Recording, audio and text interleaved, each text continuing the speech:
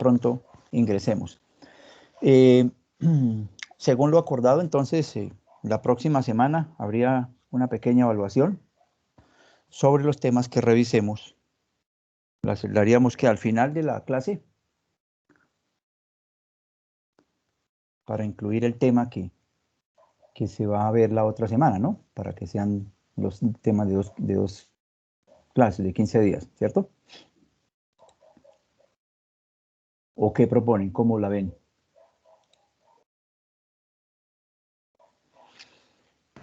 Profe, una pregunta, ¿no Dígame. es como mejor hacer las evaluaciones, sí, cada 15 días, pero, o sea, que salgan los temas evaluados de las 2 semanas anteriores? O sea, y hacerla al Como, principio de la clase entrante. No como sé les qué opinan mis parezca, pues eso compañeros. estaba yo pensando, entonces no la podríamos hacer sino la próxima, sino la siguiente. Claro, sí, señor. Listo, no, por mí no hay problema, ustedes dirán. Sí, señor, la idea de la compañera me parece. Ok, entonces terminaríamos el tema, el de hoy, el de la próxima semana, y el examen lo haríamos, o no examen, sino hay una pequeña prueba y evaluativa como para mandarle una nota al doctor Humberto y la incluya ahí en la nota de morfología. ¿Listo? Bien, entonces en 15 días sería el examen de los dos temas que se hayan visto previos a la clase. ¿Ok? Listo, profe, sí, Bueno, señor. perfecto. Entonces, sin más preámbulos, hoy vamos a iniciar. ¿Ya están viendo mi pantalla? Sí, señor, ya se puede Bueno, ver. entonces,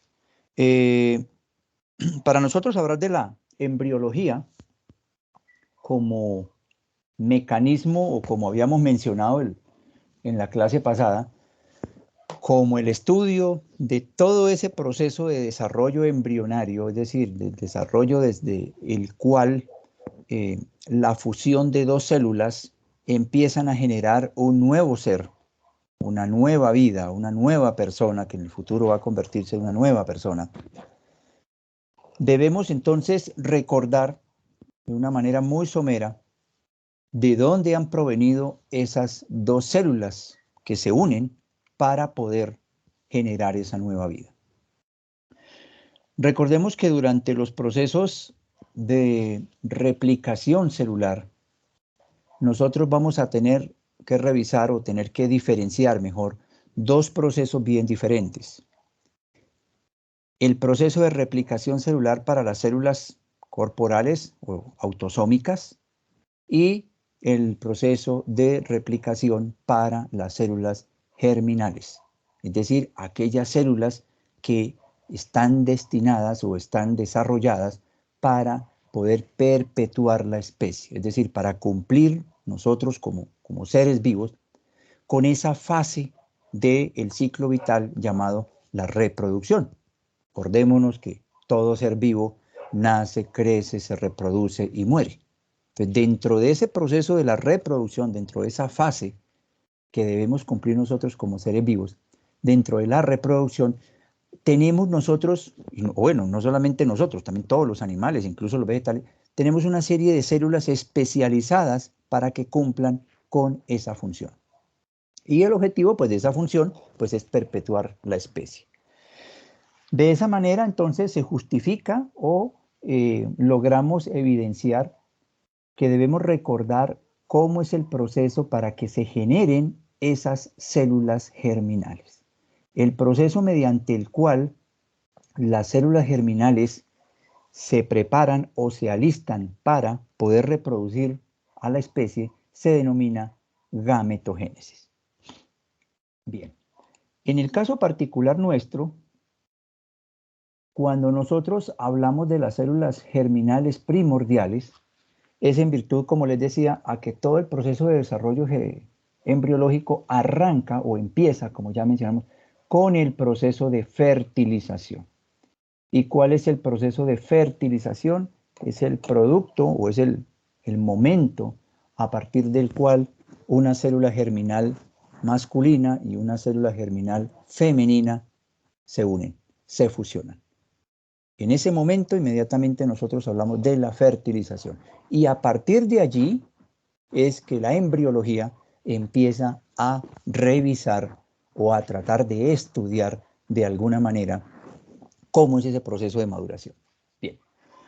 Entonces aquí les he colocado ya la definición de la fertilización, que ya se las he mencionado, es el punto a partir del cual un gameto masculino y un gameto femenino, o una célula germinal masculina y una célula germinal femenina, se unen para conformar una nueva célula.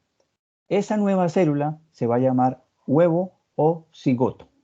Cualquiera de los dos nombres es válido. Lo pueden encontrar como huevo antes, pero es más técnico decir el cigoto. El gameto masculino, pues en el caso de nosotros es el espermatozoide, y en el caso de el gameto femenino es el óvulo o el ovocito. Ovocito también. Aquí, pues dependiendo de la traducción que ustedes hagan, internacionalmente pues es ovocito. En español a veces se encuentran algunos textos con una B pequeña, intermedia, se llama ovocito. Bien. Estos gametos que provienen principalmente, se empiezan a formar desde el mismo proceso embrionario. Es curioso, y lo vamos a revisar ahorita, cómo desde el mismo momento en que se empieza a generar esa nueva célula o ese nuevo ser, porque es una nueva célula en virtud de que se unen, como vamos a ver, dos cargas cromosómicas que por sí solas no son capaces de generar una nueva vida. A partir de ese momento, esas células germinales también empiezan a reproducirse, empiezan a replicarse. Los gametos estos que les acabo de mencionar, el espermatozoide o el óvulo, van a provenir de lo que se han denominado células germinales primordiales. Es decir, células que no cumplen con las características de una célula madura para llamarlo espermatozoide o para llamarlo óvulo, ¿listo? Y que se empiezan a formar, óigase bien, desde la primera semana de gestación. Principalmente a partir de una capa germinativa que se va a denominar epiblasto. Más adelante vamos a revisar muy bien o con mayor detalle las diferentes capas germinativas, es decir, cómo va a ser el proceso de reproducción o de multiplicación de cada una de esas células, cómo es el proceso de morulación, de gastrulación, el proceso de implantación, etcétera, etcétera. Bien.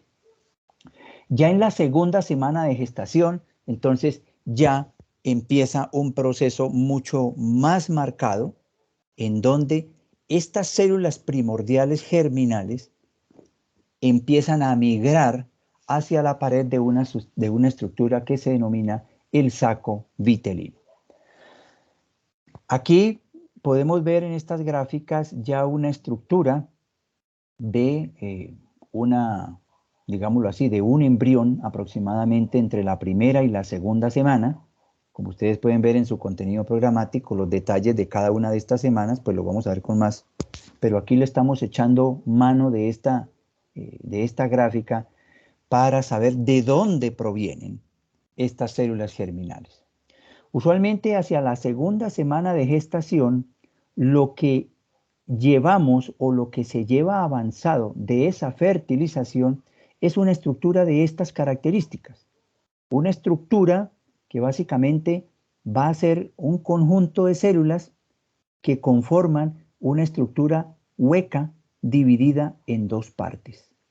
Una parte que se va a denominar la cavidad amniótica y otra parte que se va a llamar la cavidad vitelina o el saco vitelino. ¿Listo? La cavidad hexacelómica, que también recibe ese nombre. Y las dos cavidades van a estar divididas por unas estructuras celulares o unas capas germinativas que se van a denominar el epiblasto y el hipoblasto. La estructura o la capa celular, las células diferenciadas que van a generar el perímetro de esa estructura germinal se va a denominar trofoblasto. Más adelante pues podemos nosotros o vamos a profundizar un poco de eso. Por ahora simplemente para que miremos que en la segunda semana de gestación, pues final de la primera y comienzo de la segunda, vamos a tener esta estructura. ¿Y cuál es la razón para traer a colación esta estructura? Así que uno dice, bueno, ¿y de ahí cómo va a salir o nuevo ser humano. Eso no tiene cara de ser humano y tienen toda la razón.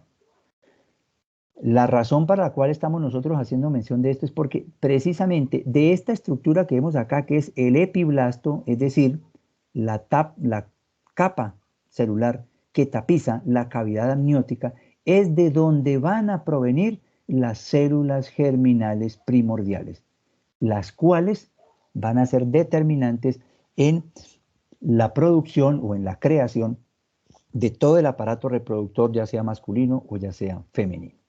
Bien, aquí vemos un detalle un poquitico mejor, lo mismo, la cavidad amniótica, el saco vitelino, y vemos cómo estas células primordiales van migrando y se van pegando hacia la pared del saco vitelino. Aquí ustedes pueden ver que estas células que provenían de esta membrana amniótica que tenemos en la parte superior han migrado y se han adosado, digámoslo así, para generar esa separación perfecta entre la cavidad amniótica y el saco vitelino. Bien, pues es a partir de esa línea celular, a partir de ese epiblasto, desde donde van a empezar a surgir las células germinales primordiales. Bien. Ya hacia la cuarta semana, estas células entonces, que ya vimos, migran desde ese saco vitelino, desde donde se habían adosado, y empiezan a formar unas estructuras que se denominan las crestas genitales.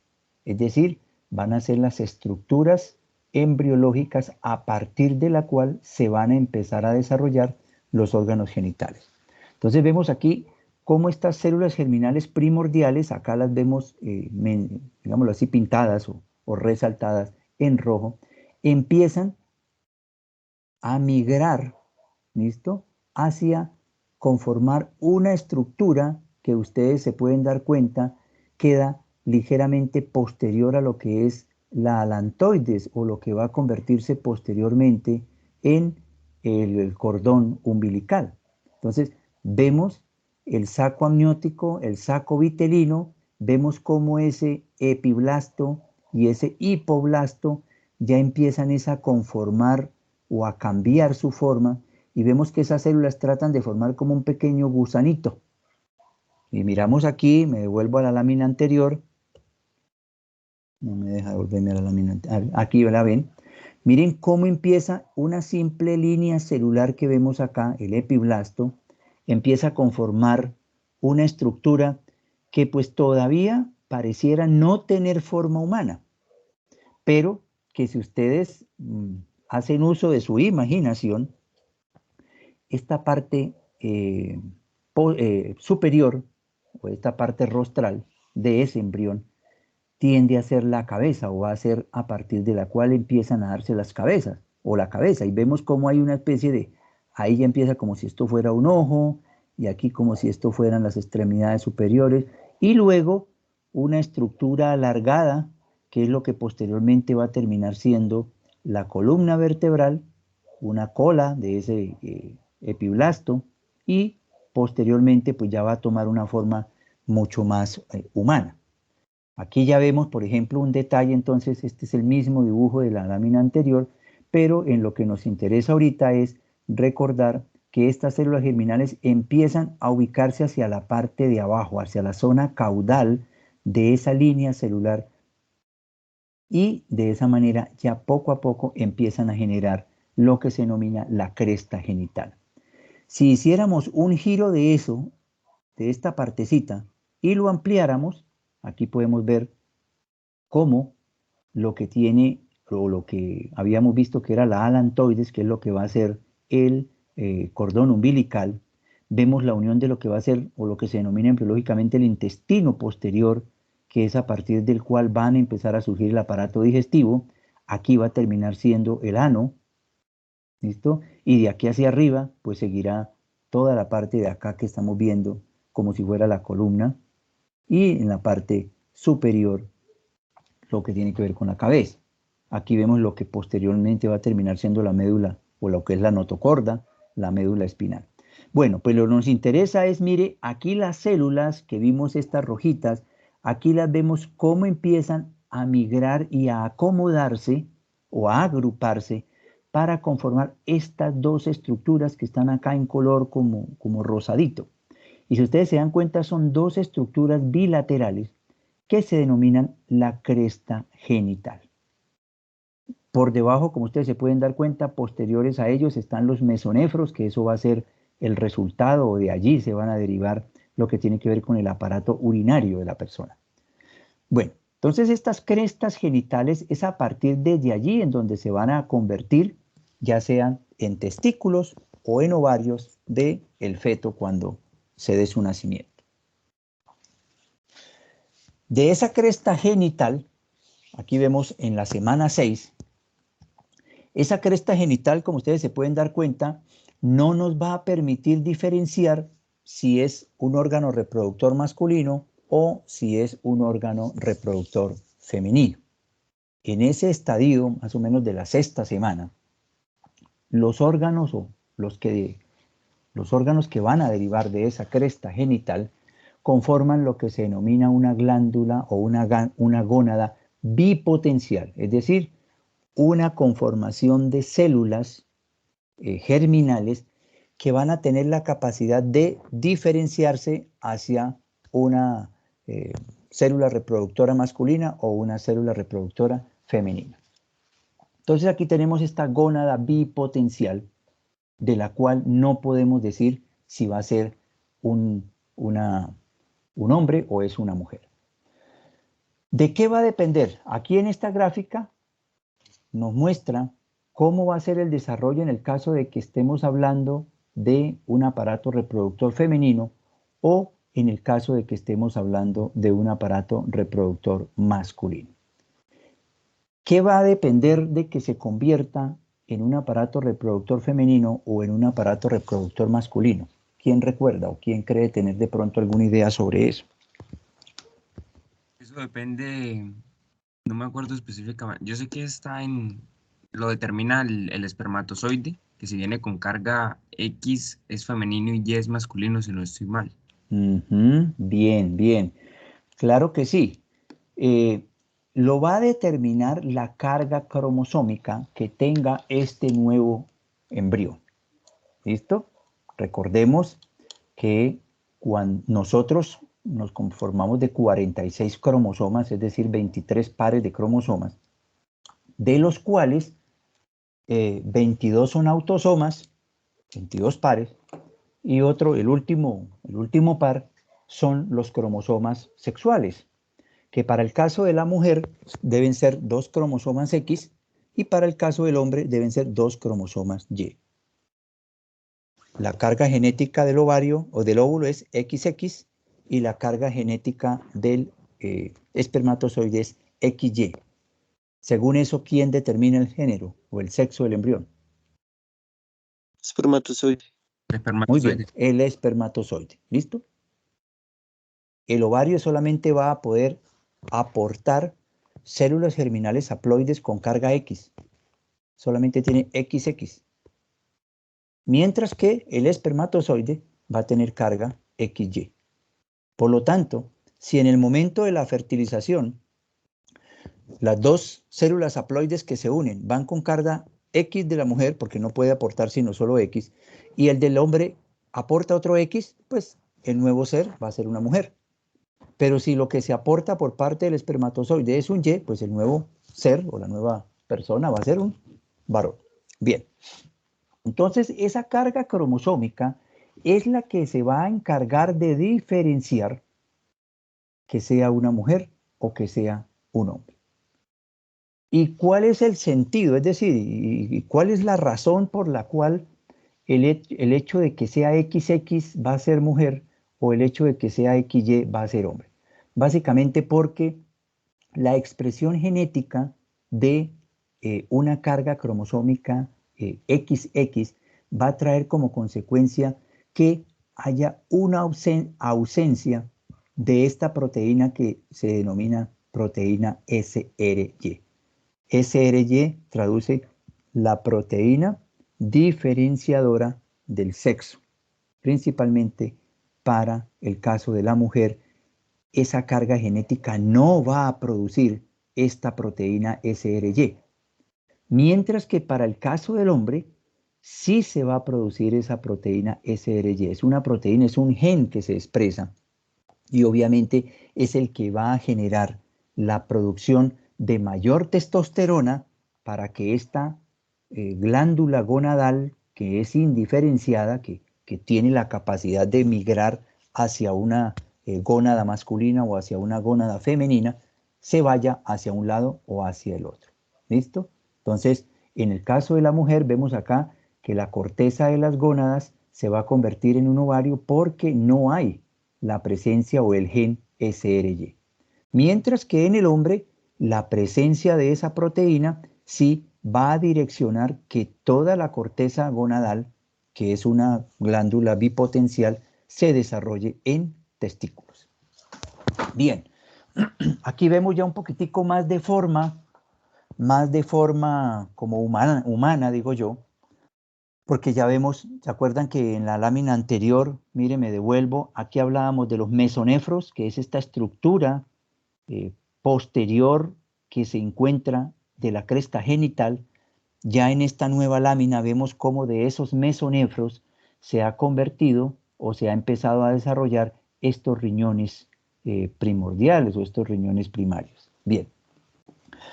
Adicional, dentro del proceso del desarrollo de esa glándula bipotencial, vamos a encontrar que junto a esa glándula bipotencial, ustedes ven acá una estructura como amarillita, como con indentaciones, se van a desarrollar estas estructuras que se denominan los conductos de Wolff. ¿Listo? Y por fuera de ellas, que ustedes ven aquí en color azul, se va a desarrollar otra estructura que se denomina los conductos de Müller. ¿Cuál es la ventaja o cuál es el objetivo de eso? Que en el caso de la mujer, en ausencia de esa proteína SRY, se va a desarrollar el conducto de Müller, que es lo que finalmente va a terminar siendo la trompa de Falopio, mientras que y se va a atrofiar el conducto de Wolff, y en el hombre se va a atrofiar el conducto de Müller y se va a desarrollar el conducto de Wolff. ¿Listo? Y aquí vemos cómo entonces, cuando hay ausencia de esta proteína y hay ausencia de testosterona, trae como consecuencia que este conducto de Wolff se atrofie. Ese va a convertirse en un ligamento ovárico, que de pronto van a revisar ustedes más adelante, y entonces se estimule el desarrollo del conducto de Müller o el conducto mülleriano. Y en el caso del masculino, entonces, esta presencia, digámoslo así, de la proteína SRY trae como consecuencia entonces que se desarrolle sea el conducto de Wolff, que ya vamos a ver después, de allí va a definirse el epidídimo, el conducto eyaculador y todas estas estructuras propias del aparato reproductor masculino. ¿Listo? Y el conducto de Müller se degenera, se atrofia. Así más o menos, aquí ya vemos un recto, aquí vemos un primordio de lo que va a ser posteriormente el útero y demás. Ya después de la 10ª semana, la ausencia de la hormona antimülleriana, como mencionábamos, ha permitido que este conducto más bien se transforme en la trompa de Falopio, y la glándula sigue siendo exactamente la misma. Esta glándula entonces ha migrado a ser un ovario, ¿listo? Y la parte inferior de ese conducto mülleriano, como veíamos acá, empieza a presentar una especie de abertura que es más hacia la cara rostral que hacia la cara caudal, convirtiéndose posteriormente en dos estructuras importantes en el aparato reproductor femenino, que son el útero y la vagina. Y para el caso del masculino, entonces vemos cómo el conducto de Wolff empieza a desarrollarse y conforma al final, o ya en comunicación con esa glándula reproductora, una serie de invaginaciones o que se denominan el epidídimo, y ya estaríamos aquí conformando lo que es un testículo. Aquí la vasa deferente, el conducto eyaculador y las glándulas anexas propias como es la vesícula seminal y la próstata para luego conformar en definitiva el aparato reproductor femenino. Bien. De allí ocurren este tipo de, digámoslo así, de creación de las glándulas gonadales. Algunas informaciones importantes que es bueno que recordemos, de pronto ustedes algunos ya las conocen. Los rasgos de un individuo están determinados, pues obviamente por los genes de los cromosomas. Y ya vimos cómo, dependiendo del tipo de gen que venga, si es masculino, si es femenino, se va a expresar esa proteína SRY para determinar la genitalidad de un nuevo ser. Aproximadamente se establecen que son 23.000 genes los que tenemos en esos 46 cromosomas que ya habíamos mencionado, distribuidos en 23 pares, de los cuales 22 son pares cromosómicos que van a generar toda la información genética, todas las características genotípicas y posteriormente fenotípicas del ser humano, de esa nueva persona. Y un par de ellos es lo que se denominan los cromosomas sexuales. Y como ya mencionamos, para el caso de la hembra o de la mujer, tienen XX y para el caso del hombre, XY. Hago una pequeña aclaración para no herir susceptibilidades.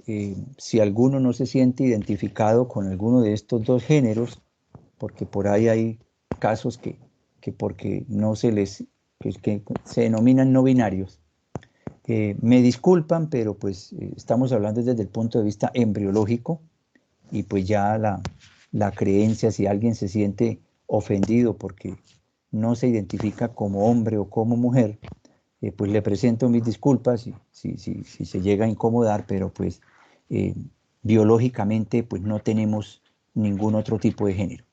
O sea, no puedo acá, mediante ningún cromosoma, explicar que una nueva célula, un nuevo ser, pues no sea o XX o XY. Entonces, para dejar esa aclaración. Bien. Como les mencionábamos, ya cada uno de ellos, la hembra o el macho, va a, digámoslo así, a aportar o va a dar una de esos pares o una de esas células para que en unión con el de la madre, pues nosotros podamos crear una nueva persona. De esa manera, cada gameto va a tener un número haploide, es decir, la mitad de cromosomas. No va a poder tener los 46 cromosomas, porque si tuviera los 46, entonces al unirse con otros 46 quedarían 92, y eso es inviable para la especie humana. Entonces, por eso el proceso de división, que se denomina meiosis en las células germinales, va a garantizar que cada gameto, que cada célula germinal solamente tenga la mitad, para que al unirse con la otra mitad, pues conforme una célula ya diploide o una célula con 46 pares de cromosomas. Para eso recordar los dos mecanismos o las dos formas de división celular, la mitosis, en la cual una célula se divide para generar una célula hija con igual cantidad de cromosomas o con igual carga genética, es decir, para formar células que se denominan idénticamente genéticas o hijas, que eso siempre lo vamos a mirar para las células somáticas, para las demás células del cuerpo. Pero para el caso de las células germinales, estas células cuando se dividen, que se dividen mediante un proceso que se denomina meiosis, el proceso de diferenciación celular va a traer como consecuencia que las células hijas o la descendencia de esas células al replicarse ya no tengan el mismo número de cromosomas, es decir, que no sean hijas genéticamente idénticas, sino que sean células hijas, pero con una carga genética a la mitad, es decir, un número haploide de cromosomas. Aquí tenemos un cariotipo. Básicamente, ya ustedes de pronto habrán algunos estar familiarizados con este tipo de imágenes, en donde vemos los 23 pares de cromosomas, vemos los 22 pares de cromosomas autosómicos, y aquí vemos los cromosomas sexuales. Y como podemos ver, pues es un cromosoma X y un cromosoma Y, por lo tanto, este es un cariotipo de un género masculino. Bien, acá les recuerdo los dos tipos de división que tenemos la mitosis para la división celular de las células autosómicas y la meiosis para la división celular de las células germinales. Pues obviamente recordemos, digámoslo así, someramente las diferentes etapas de las divisiones celulares. Tenemos la profase, la metafase, la anafase y la telofase.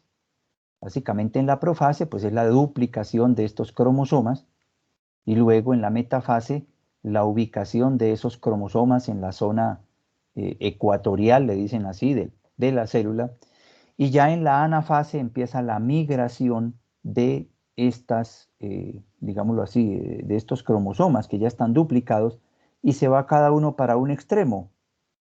De manera que al final de la anafase y en la telofase, la célula se puede separar y de esa manera se garantiza un número diploide, es decir, o los 46 cromosomas, los 23 pares, en cada una de las diferentes células. En el caso de la meiosis, también lo que pasa es que aquí el proceso va a demandar igual una duplicación de todos los cromosomas. Luego va a haber un proceso también de metafase, que la llaman metafase 1, en la cual se van a empezar a dividir.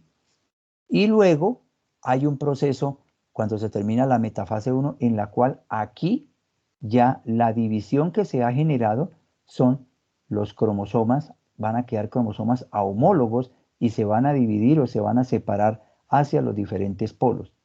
Aquí serían células que tienen ya la mitad. Aquí ya tenemos que la división no va a duplicar el número de cromosomas como se produce en la metafase de la mitosis, sino que simple y llanamente se van a alinear los cromosomas y se separan. Por lo tanto, al no duplicarse y al separarse, entonces ya no van a haber 46 y 46 en este lado, sino 23 y 23. Y de esa manera luego existe una segunda división, una meiosis 2, que al finalmente va a traer como consecuencia la producción de 4 células germinales con un número haploide de cromosomas, contrario a la mitosis que nos va a generar un producto o 2 células con número diploide de cromosomas. Las alteraciones, o dentro de ese proceso que ustedes se pudieron dar cuenta de la mitosis y de la meiosis, pues pueden presentarse fallas. No siempre es un proceso perfecto. Aquí simplemente, pues, por factores ambientales, por factores de edad, por factores genéticos, sucede que durante el proceso de duplicación de esos cromosomas y durante el proceso de migración hacia los polos y de división celular, en el caso de los autosomas o en el caso de los cromosomas sexuales, pues se pueden presentar algunas alteraciones. Las más conocidas, pues de pronto ustedes ya conocen esta, el famoso síndrome de Down, en el cual hay 3 cromosomas 21. Aquí los vemos. Aquí deberían haber 2, pero sucede que el autosoma 21 no tiene un solo par como vemos de los demás, sino que vemos que hay 3 cromosomas 21. Eso va a traer como consecuencia, este cariotipo es de un síndrome de Down, ya ustedes lo conocen. Fenotípicamente pues vamos a encontrar una persona, un niño, una niña con macroglosia, con un aumento del epicanto, con una cara mucho más redonda. Cuando hablo de macroglosia es una lengua grande. Y a nivel de las extremidades es bien importante identificar esto que se denomina en la mano el pliegue simiano. En condiciones normales nosotros tenemos 2 pliegues pero que no se unen, uno que sale desde aquí y el otro que sale de acá, pero que no se unen, no deben unirse. El paciente o la persona que tiene síndrome de Down, pues nos genera este pliegue simiano, la unión de estos 2 pliegues de la mano, y es fácilmente identificable. Cuando ustedes hagan una valoración en su rural o en su internado, cuando estén rotando por pediatría o por gineco, lo primero que uno hace es valorar el recién nacido. Y lo primero que mira, pues la cara a veces del recién nacido no permite identificar este aumento del epicanto que es muy característico del síndrome de Down. A veces no hay tanta macroglosia, por ejemplo aquí vemos este niño, no tiene una macroglosia muy marcada. Entonces a veces por la cara es difícil identificar si es o no un Down, pero el pliegue simiano sí es patognomónico, es decir, es característico de un síndrome de Down. Asimismo, a nivel de los miembros inferiores encontramos una abducción marcada del alus valgo. Hay otras trisomías que son incompatibles con la vida, como es la trisomía del cromosoma 13 y del cromosoma 8. Aquí vemos la trisomía del cromosoma 18, en donde una de las características, usualmente, pues estos son productos de abortos, en los cuales se observa, por ejemplo, en la trisomía del cromosoma 18, vemos que las oídos o las orejas de este feto tenían una implantación muy baja. Esa es la característica. Una boca demasiado pequeña, incluso hay casi que agenesia de la mandíbula o del maxilar inferior, ¿listo? Y vemos que lo que es el antebrazo, hay hipoplasia del cúbito y del radio. Entonces, esa es una característica fenotípica de una trisomía 18.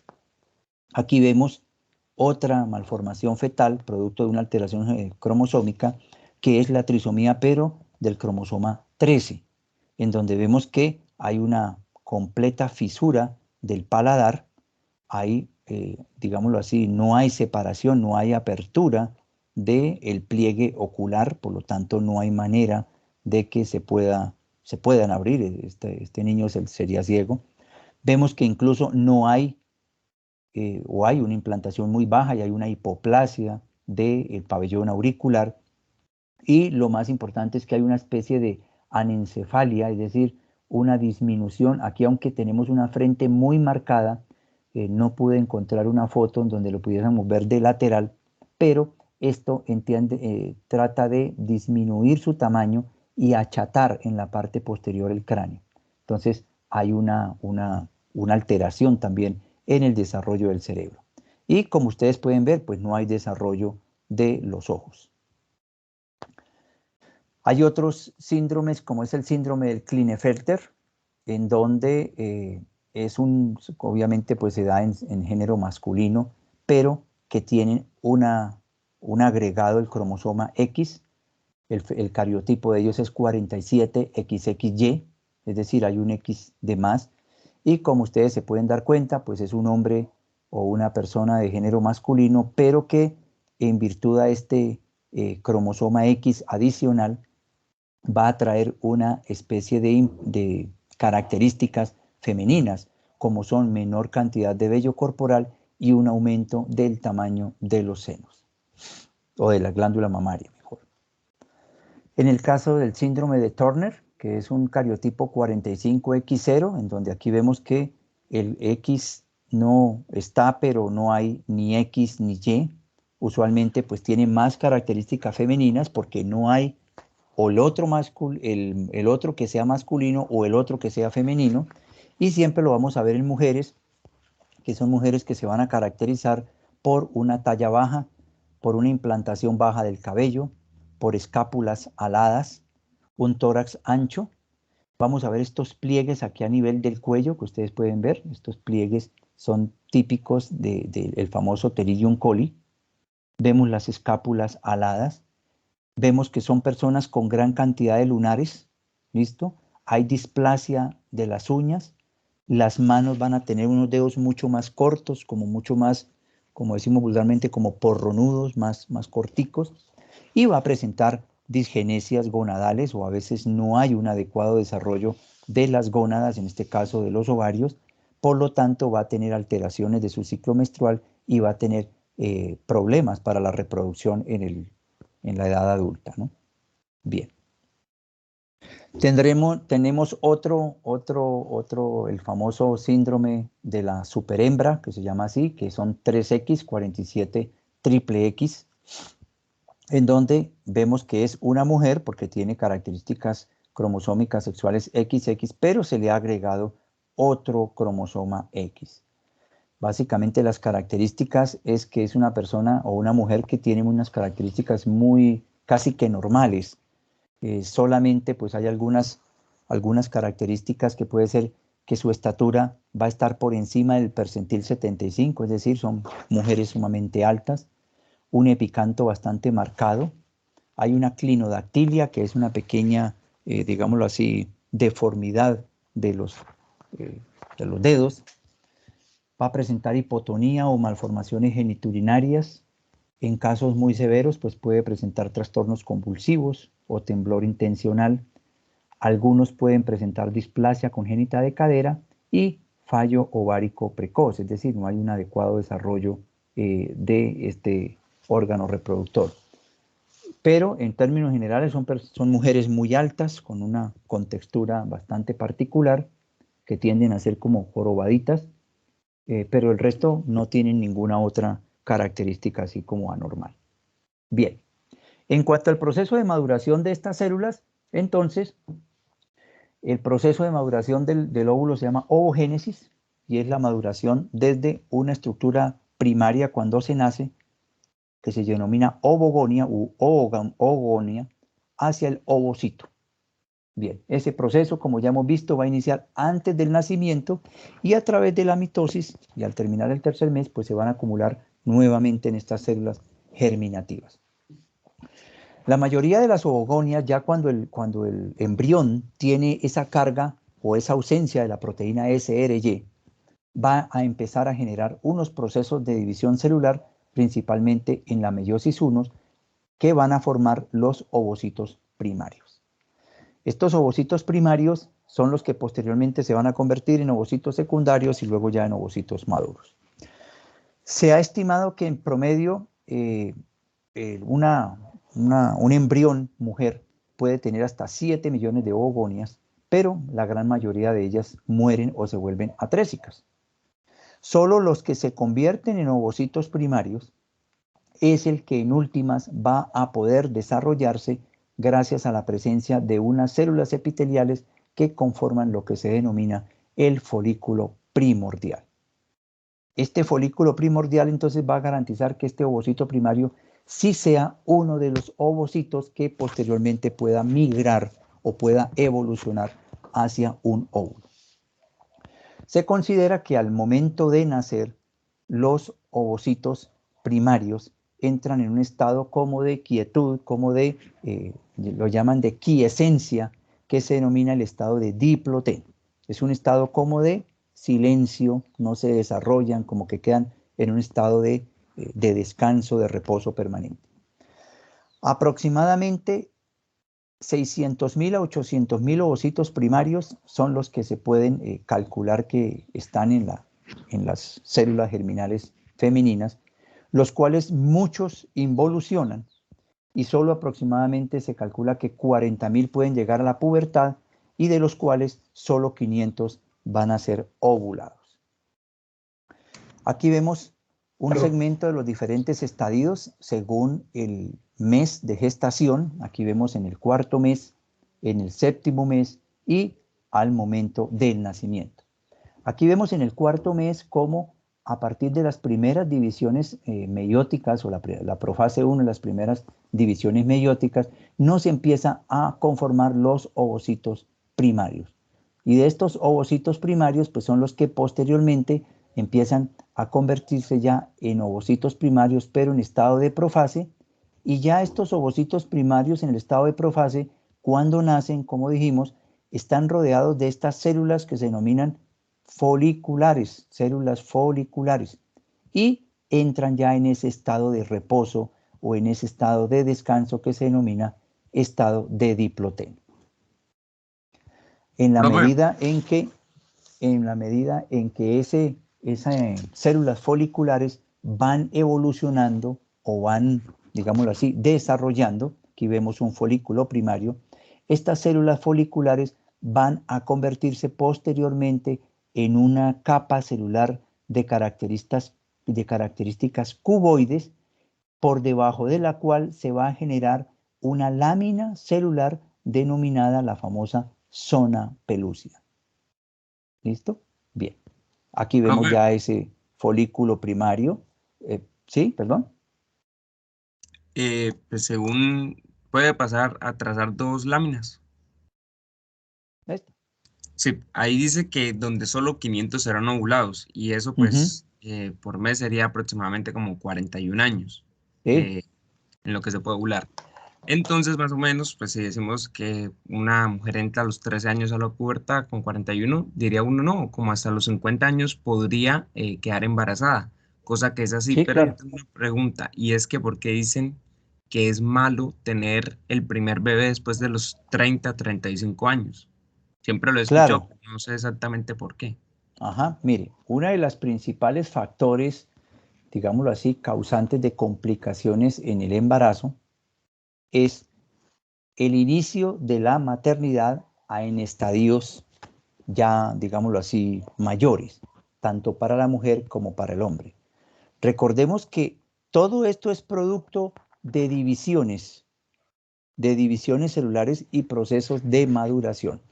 Se ha encontrado que cuando estas células, como están en constante proceso de maduración y de replicación, el estar sometidos a factores ambientales, el estar sometidos a radiaciones, el estar sometidos a cualquier cantidad de factores externos que como ustedes de pronto revisarán en su fisiología o revisaremos en fisiología, van a tener el mayor riesgo de producir alteraciones en el DNA. Las metilaciones del DNA es una de las principales causas de que entonces este DNA se empiece a replicar de manera inadecuada. Entonces, si una niña desde los 13 años, que empieza ya su proceso de ovulación, porque ya empieza el desarrollo, la menstruación, esos primeros también son un factor de riesgo, porque no han logrado una maduración adecuada. Por eso hay un mayor riesgo de que se presenten alteraciones en el embarazo durante los primeros embarazos. Por eso no se aconseja que una niña de escasos 13 años, aunque en nuestro país es muy usual, quede embarazada. No es que no pueda, ni más faltaba, pero hay un mayor riesgo de que se presenten malformaciones o alteraciones en el desarrollo del embrión en virtud de que son células sumamente inmaduras aún. Están apenas empezando a generar la segunda maduración y empezar la ovulación. ¿Y qué ocurre con las que ya lo hacen al final de la vida? Son células entonces que han estado más expuestas a factores externos dentro de los alimentarios, sedentarismo, tabaco, alcohol, radiaciones, etcétera, que de alguna u otra manera también van a traer como consecuencia afectar o daños sobre el DNA y aumentar la tasa de presencia de algún tipo de malformación genética. Entonces, básicamente la razón de que usted, como de aquí viene o se puede aplicar el refrán de que los extremos son vicios. Ni muy jovencita para iniciar el proceso de embarazo, ni tampoco muy añosa, porque en ambos extremos, pues las células en el primero no están muy bien desarrolladas y en el segundo, de pronto, ya han sido víctima de muchos factores ambientales que pueden generar alguna malformación. Y no solamente para la mujer, sino para el hombre. Recordemos que cuando un hombre tiene hijos por encima de los 40 años, hay un mayor riesgo de presentarse síndrome de Down. La gran mayoría de los casos de Down son a veces de padres añosos. Profe, Bueno, señor. para añadir una cosa en la diapositiva donde usted estaba ahorita, Ok. la primera o Génesis, acá dice que las células comienzan lo que es la división celular y pues, ok. No, sí, está todo correcto, perdón, había leído Ok. mal. Listo. Bueno, perfecto, ¿no? Está bien, todos nos equivocamos, como dice. Bien. Entonces, aquí ya vemos que empezamos digámoslo así, el folículo primario, esa célula epitelial o esa capa de células foliculares ya empiezan a conformar como una estructura más parecida a lo que nosotros se nos viene como lo que es un óvulo. Y vemos esa zona pelúcida y esta capa de células foliculares que posteriormente van a dar paso a lo que se denomina las células de la granulosa. Bien, ya en la pubertad, como mencionamos, más o menos entre 15 y 20 folículos empiezan a madurar, muchos mueren, otros empiezan a acumular líquido ya en un espacio y ya empiezan a generarse los famosos folículos maduros o folículos de Graf. estos folículos de Graf ya son los que se van a poder ovular por parte de la mujer. Las células de la granulosa, que como les mencionaba, es a partir las que quedan aquí, por encima de la célula pelúcida, han degenerado o han, digámoslo así, evolucionado mejor desde esta célula de capas foliculares, van a conformar lo que se denomina la teca interna y la teca externa. La teca interna para producir esteroides, todas las hormonas esteroidales, y la teca externa que se va a fusionar con el tejido ovárico. Ya vimos entonces con cada ciclo ovárico, solo uno de los ovocitos o de los folículos maduros o folículos de Graf va a alcanzar la madurez y convertirse en folículo secundario. Los demás pues se degeneran y se vuelven cuerpos atrésicos. En los periodos menstruales, eso pues de pronto lo van a revisar o lo revisaremos mejor cuando veamos la parte reproductiva en fisiología. La hipófisis produce cada cierto tiempo de mes, en la mitad del mes, una hormona que se denomina la hormona luteinizante, la LH. ¿Y esto qué va a traer como consecuencia? Pues generar la fase de crecimiento preovulatorio y va a garantizar entonces que este folículo de Graf complete su maduración y a través de un proceso de meiosis se van a formar dos células hijas pequeñas de tamaño desigual. Una va a ser el ovocito secundario, que es propiamente el que va a ser fecundado en el caso de que pueda ser fecundado, y el otro se va a denominar primer cuerpo o primer corpúsculo polar. La meiosis 2 solamente se completa si el ovocito es fecundado. Entonces aquí ya vemos cómo la zona pelúcida empieza, aquí vemos el ovocito primario, la zona pelúcida, y vemos las dos capas de la teca externa y de la teca interna que han conformado o han aumentado mejor el tamaño de este antro. Ya finalmente, aquí vemos el ovocito primario en la división meiótica, luego el ovocito secundario, y ya conformándose aquí, como les decía, el proceso de división de esta meiosis 1 es que las dos células que se empiezan a generar, una es más pequeña que la otra. Esta más grande es la que realmente va a ser el ovocito secundario, que es la que va a ser fecundada, y la que se atrofia, digámoslo así, se va a convertir en el primer corpúsculo o el primer cuerpo polar. En el caso de la espermatogénesis, esta ya comienza en la pubertad y igualmente son todos los procesos, que son procesos muy similares, en el cual las espermatogonias, que son esas células, así como las oogonias, aquí ya las llamaremos las espermatogonias, se van a convertir en espermatozoides. Como característica importante a mencionar es que al nacer estas células primordiales están recubiertas, así como veíamos en el ovocito primario, por una capa de células foliculares. Aquí estas células foliculares están o las que recubren mejor, se denominan las células de Sertoli. Y estas son las que han derivado del epitelio testicular, similares a las que ocurren en las células foliculares del ovocito. Se nace, nuevamente se entra en un estado de quiescencia y en la pubertad empiezan a generarse una condición muy importante, y es que se empiezan a madurar los cordones sexuales y se transforman en lo que se denominan túbulos seminíferos. Empiezan todas las características sexuales secundarias, así como han ocurrido, que olvidé de pronto mencionarlo en la mujer. Si ustedes ven, hasta casi los 8 años o 6 años, casi que la diferenciación fenotípica entre niño y niña es muy poco perceptible, a menos por la ropa que le pongan o el corte de cabello que tengan. Ya después de que empiezan a hacer efecto las hormonas, se empiezan a observar los caracteres sexuales secundarios. Luego, estas células primordiales se van a transformar en espermatogonias tipo A, y de esa manera se inicia el proceso de espermatogénesis. Posterior a convertirse en espermatogonias tipo A, generan una serie de mitosis y se transforman en espermatogonias tipo B.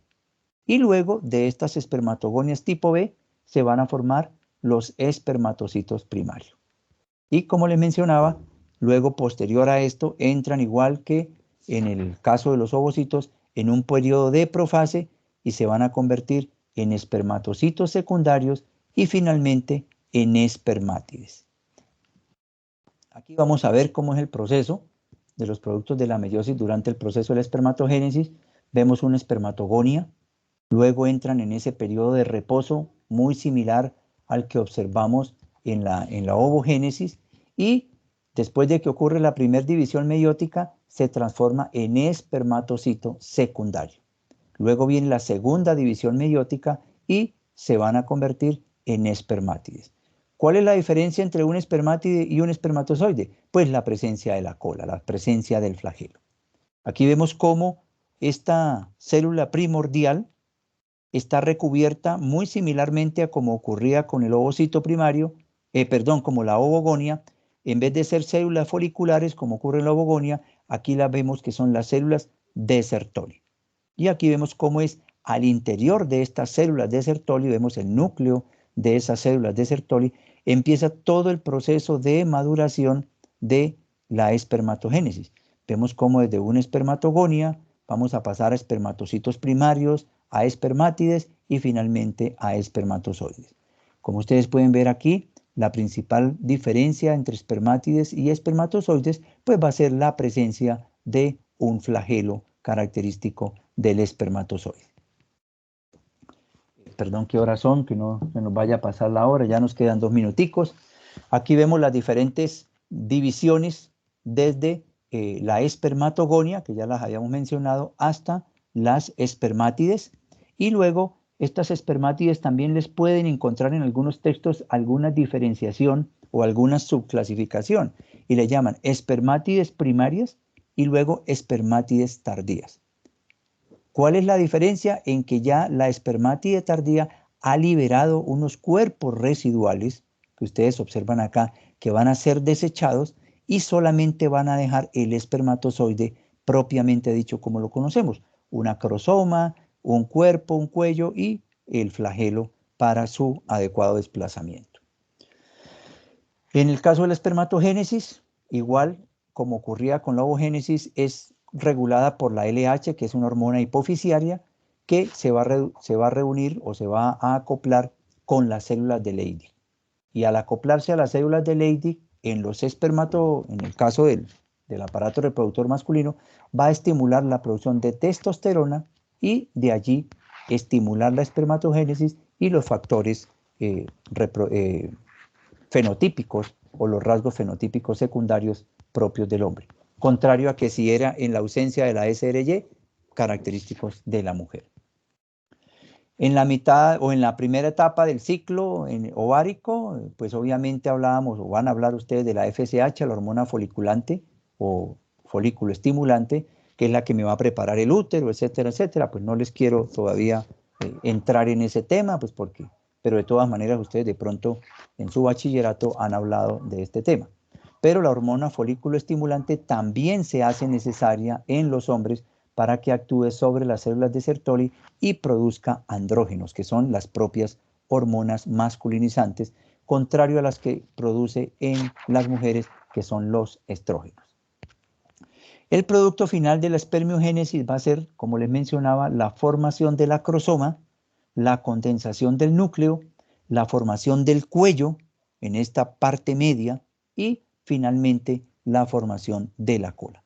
Pues aquí vemos cómo el proceso de espermiogénesis trae como consecuencia estas estructuras de mitocondrias y el aparato del Golgi se empiezan a dosar mucho más. Recordemos que esta estructura o este espermatozoide va a requerir gran cantidad de energía para mover su cola, por lo tanto aquí en la parte del cuello va a haber una gran cantidad de mitocondrias para aportar la energía necesaria para el movimiento.